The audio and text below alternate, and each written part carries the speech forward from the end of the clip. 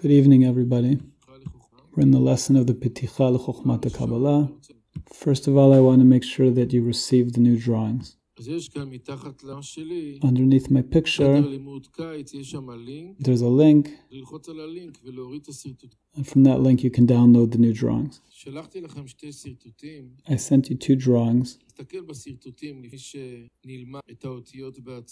Let's look at the drawings before we learn the actual text. Please download the drawings. What do we see here? In drawing number 3, we see here a spiritual level. Every spiritual level is comprised of a head, body, and end. Rosh toch sof. We see on the right side of the drawing, it's written Rosh toch sof. Head, middle, and end. The middle and the end describe two parts of the body. Like in material reality, a person has a head and a body. The body is divided. Now, why do we need a head and a body? Because each spiritual level needs a planning and a putting into action. If, for example, we take the example of the host and the guest that we talked about in 15, the guest deflects the host, and through this the guest becomes a giver, and the guest decides that they are able to eat the meal. But today we're going to add another detail. And this detail is that the guest doesn't eat the entire meal, but eats some of the meal. Why? If the guest eats the entire meal, it becomes revealed that the guest is really using a type of tactic. The person deflected the host, but really wants to eat everything. The point is that really the embarrassment doesn't go away if the person wants to receive. It only goes away if the guest wants to give. The question is if the guest can eat the entire meal in order to give pleasure to the host. No. Because don't forget that there is mixed up here two different forces.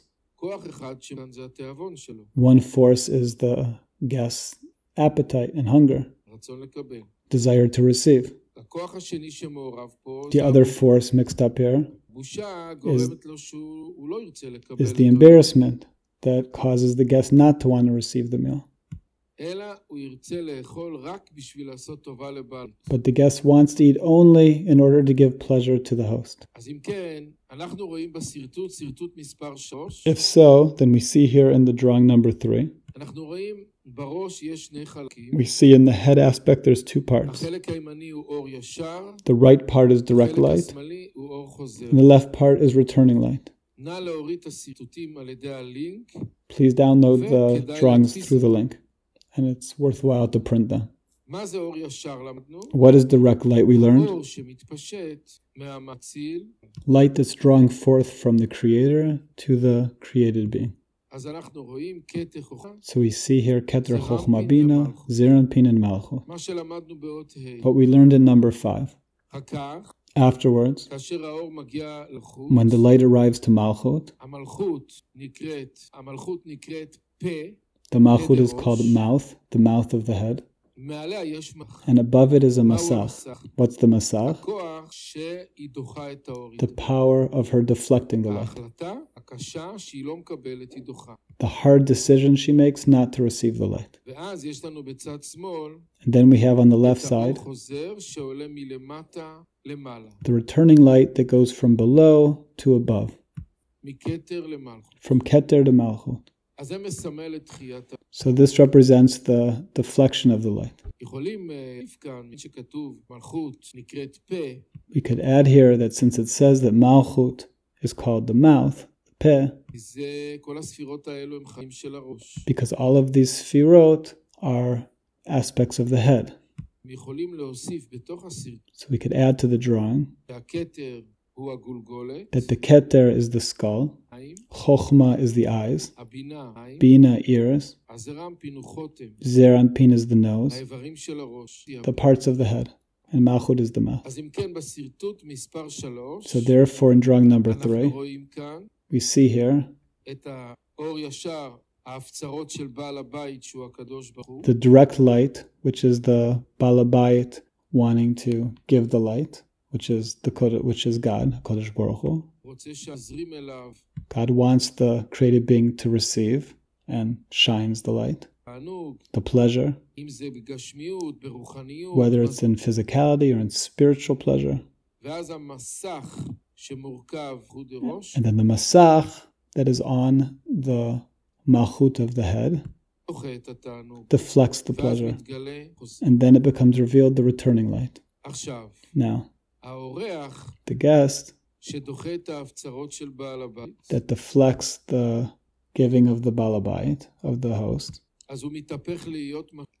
transforms to be giver. If so, then the guest can already receive. But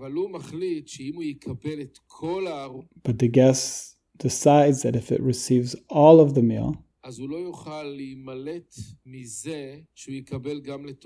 it won't be able to stop oneself from receiving in order to receive. So therefore decides to receive only part of the meal. Therefore the guest decides to receive only part of the meal. Not the whole meal, because if the guest receives the entire meal, it would be for their own self-benefit. So all of this is called the head. What is the head? The planning. Malchut deflects all the light, and then she determines what amount of the meal she can receive in order to give, and how much would be for her own self-benefit if she received it. And the part of the meal that she would receive only for her own self-benefit, she decides not to receive. Afterwards, there is a drawing forth to the body. Body means putting into action. So the body is divided into two, into the middle and the end. The part that she decides she's able to receive in order to give is called the toch, the middle. And there she receives the light, she receives the pleasure. And the portion that she determines that if she receives will be for her own self-benefit, she decides not to receive. And that's called the sof, the end, because it makes an end on the light. I'm reminding everybody that's joining to download the drawings from the link below. Now, underneath the entire level, this whole level is called a partsuf. Beneath the entire level is sium raglim, the end of the feet. There's nothing, empty, vacated space. There's nothing there. There's no work. No work of receiving in order to give. No work of receiving. There's nothing there. Our physical body draws forth from this spiritual reality of body and head.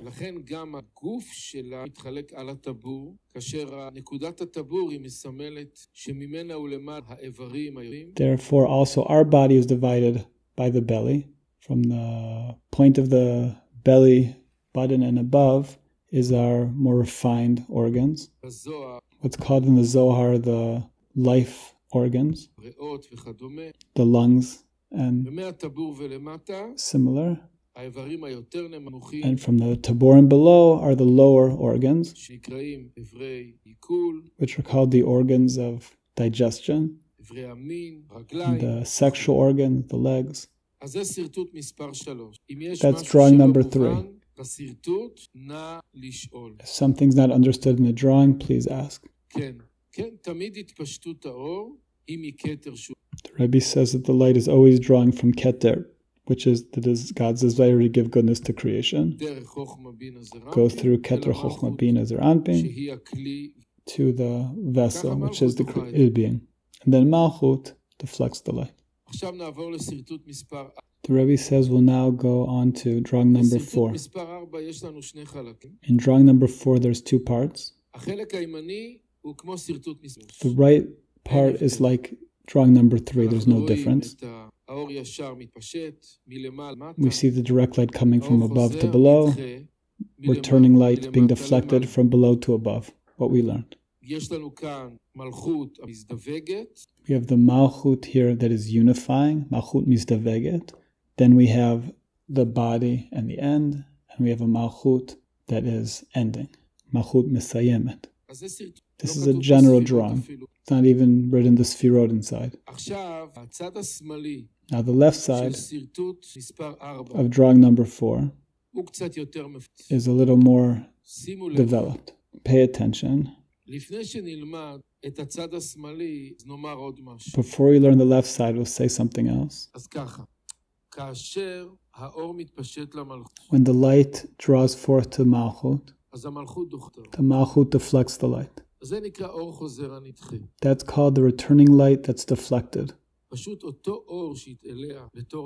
Simply the same light that shines to Malchut as direct light, she deflects it. This deflection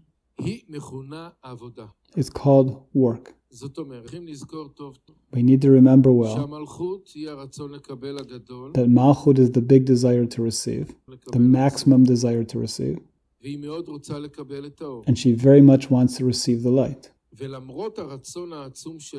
And even though she has this great desire to receive the light, she deflects the light. And this is work. In the drawing, we don't see the work, but we need to depict to ourselves that here at the Malchut of the Rosh, the Malchut of the head, is spiritual work. Now, that through this great spiritual work, the Malchut merits to a reward. What's the reward? The reward is the desire to give. This means the created being, from the side of its nature, is only the desire to receive. It's not revealed in the created being any desire to give. But through this work that it's doing, receives a reward. The reward is called desire to give. This reward is also called returning light, or choser. Why is the desire to give called returning light? Because it comes through this that she's returning the light. So, therefore, the desire to give is also called returning light. Pay attention. In Talmud Eser HaSefirot, it brings 12 types of returning light. And here in the Peticha LeChochmat HaKabbalah, of course, we're not going to learn all that. We're learning here 2. Not 12, but 2. Which 2? Simple. What we have in the right side of the drawing, it's written the returning light that's deflected. That's one type. The first type. Simple, the Malchut deflects the light. The guest says to the host, I don't want to receive the meal. Deflects the urging of the host. That's the first type. Now we're saying something new that we didn't say yesterday. What's the new thing? That Malchut receives a reward from her great work. The reward is desire to give, which she didn't have before. What did she have before? A big desire to receive. She made out of it a masach, meaning she decided not to make use of it. But desire to give she didn't have. Making a masach on the desire to receive is called going away from bad. But doing good, she doesn't have. The doing good is the reward. That is to say that we can differentiate in the equating the characteristic to the Creator to two. One is that in the same way that the Creator doesn't want to receive, we also don't want to make use of our desire to receive. That's the returning light that's deflected. The second is the way that the Creator wants to give. I also want to give. This is called the returning light that clothes. A second type of returning light. And we see this on the left side of the drawing. We don't have only the desire to receive that's deflected, but we also have the returning light that clothes.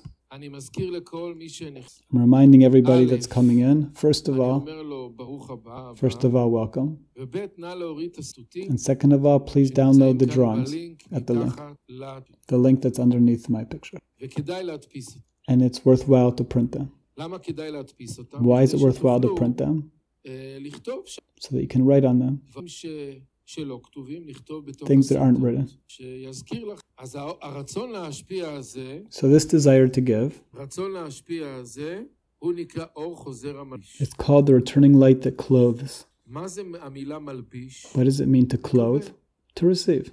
I explained yesterday that the concept of to clothe means to receive. The guest with all of its great hunger and appetite, but is not able to receive the meal. Why? Because it's embarrassed. But after going through the process, that everything transforms, where the guest is now the giver and the host is the receiver. So the guest can now receive the meal. But in spiritual terms, this is called clothing. The vessel is able to clothe the light. It's able to receive the light. Why? Because it wants to give.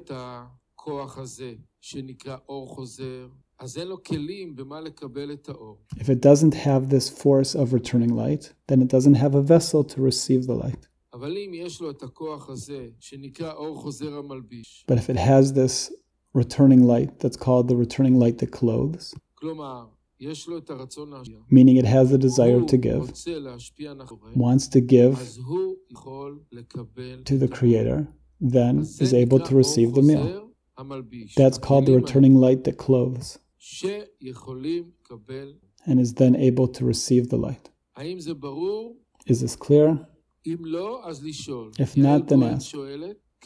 על ידי זה שהיא לא מקבלת, אז היא עושה עבודה מאוד גדולה, כי במלכות יש רצון לקבל עצום, אש תמיד תוקד על המזבח לא תכלה. The Rebbe says that the Malchut is doing a lot of spiritual work not to receive the light. רצון לקבל, של תאוות, של שרים, אז זה לא פשוט לדחות את זה. It's not simple to overcome the desire to receive and to deflect the light. זה לא פשוט לדחות אותה. היא עושה עבודה מאוד גדולה. The Malchut's doing a big work. Through this big work, the Malchut receives a reward. This is what the Baal HaSulam is saying.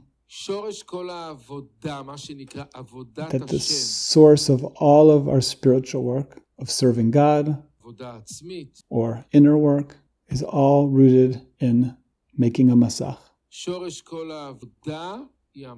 that the source of all the spiritual work is making a masach. מסך מביע הכוח ההחלטי שלמרות שהתאווה בוערת בי, אני לא מאפשר לתאווה לקבל את התאווה. Why? Because the masach expresses that even though the desire to receive is great, there's a decision not to receive the light. And the root of all of the reward is the returning light. Pay attention. In the spiritual realms, the reward isn't receiving the light. The reward is to attaining the desire to give. In the realms of the other side, the reward is to receive the light. In spiritual realms, the reward is to attain the desire to give.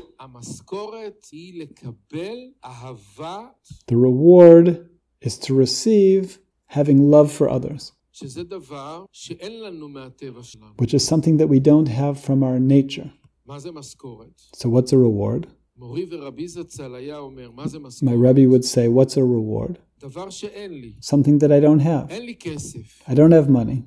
So I go to work, and I'm given something that I don't have. What don't I have? Money. Otherwise I wouldn't go to work. When there's something that I can't attain on my own, so a person does work, and from the work they receive what they didn't have. It's the same thing here. The created being does spiritual work, does work, to attain something that it doesn't have. It doesn't have love for the other. It doesn't have it. And through the work, it's given a reward. What's the reward? The ability to love one another. That's the spiritual reward. עכשיו, מה עוד שואלים פה? נסתכל, נא לשאול העניין, לא לשאול אותי עכשיו לקורונה ולא לשליט צפון קוריאה. לשאול פה, מה שאנחנו לומדים עכשיו. Rabbi is saying, don't ask now about corona or about North Korea, but ask about what we're learning about. מישהו אנונימי שואל, הרי אמרת...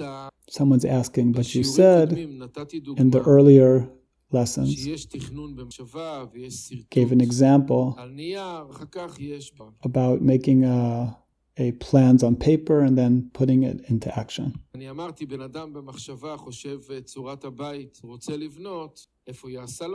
is saying a person's putting on paper where they want to build the house. When it's just on paper, it's forbidden to learn Torah where the bathroom will be. According to halakha, it's permitted. Only when there's actually a bathroom. Then a person can't learn Torah in the bathroom. Because it's not honor to the Torah. Not only is it forbidden when they're in the bathroom to bring a holy book there, but even to think on Torah is forbidden. Because it's not in honor of the Torah. But all the time that the bathroom's only in thought, only on the paper, so it's not actual. So here, there's a question.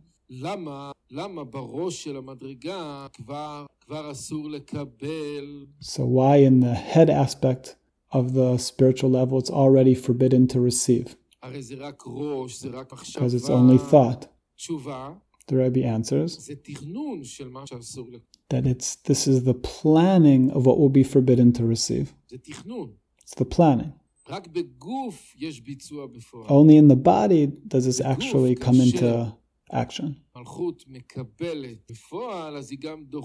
It's only in the body that it actually receives in actuality, and so that's the place that it deflects the light in actuality.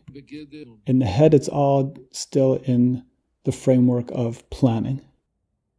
The Rebbe's asked another question. If it's possible through the desire to give to nullify the desire to receive, or there needs to be first going away from the bad and then doing good. The Rebbe says this is the progression in the spiritual realms. First a masach, and then returning light. There can't be first returning light, and then a masach. First the created being deflects the light, and then as a result of this, attains the desire to give, which is called returning light, that clothes. When we're speaking in terms of spiritual work, we can talk about the opposite. For example, if a person is connected to a depiction of having emunah, belief in the exaltedness of God, then this depiction of the exaltedness of God, or the exaltedness of their friends, arouses in a person love, and gives the person in a tangible way to feel the greatness of others, gives the person the ability not to act in relation to others in a way of receiving, but only in a way of giving. So speaking in the way of spiritual work, it seems like it's the opposite. But we need to know, how does a person attain the awareness of the exaltedness of God? Through emunah, through belief. That even belief we need to attain from God. But when we do work from our side, when we make effort from our side, then God gives us the reward. The reward is called belief, emunah, and loving others. Belief and love of others.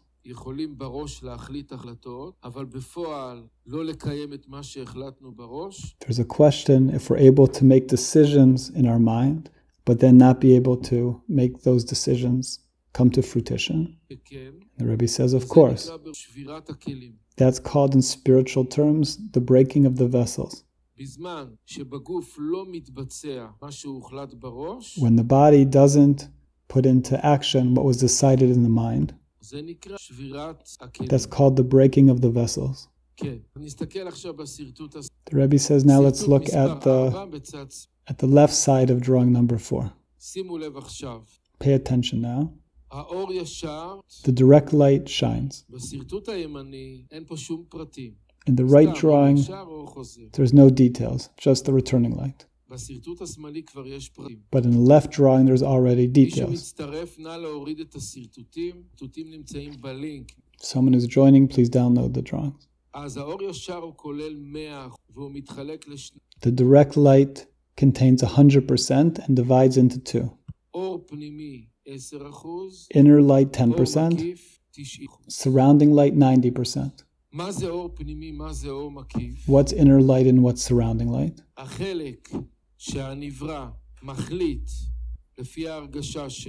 The part that the created being decides based on their feelings,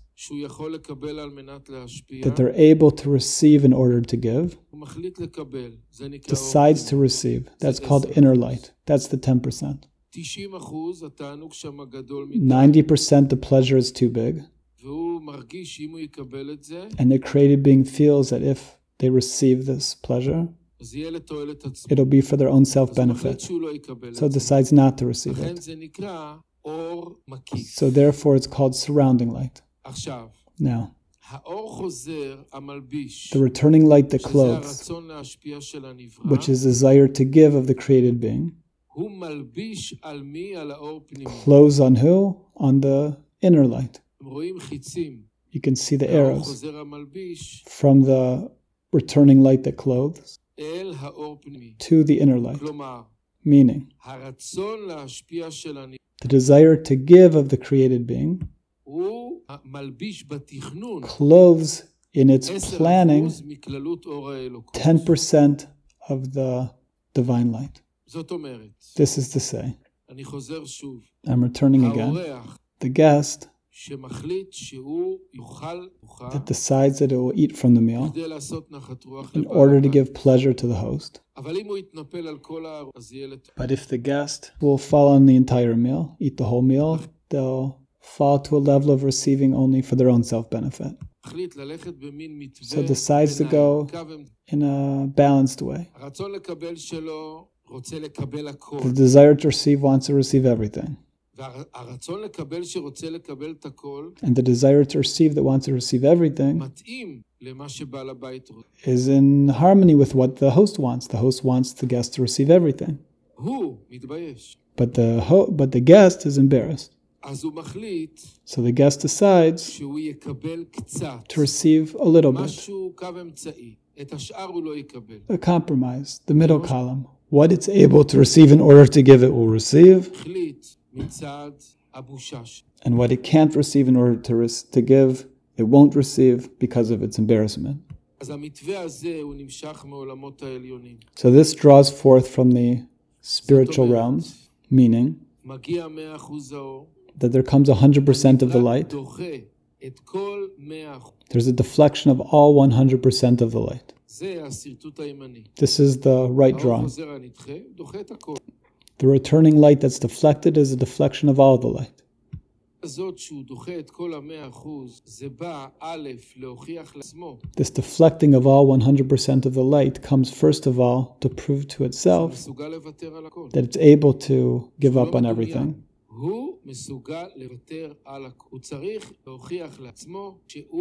Needs to prove to itself that it's able to give up on all the light. This is work. Now, as a result of this work, there's a reward, which is the desire to give. So now goes and measures, determines what part of the light I'm able to receive in order to give, and what part no. So the returning light that clothes, that's called the desire to give, decides to receive 10% of the light.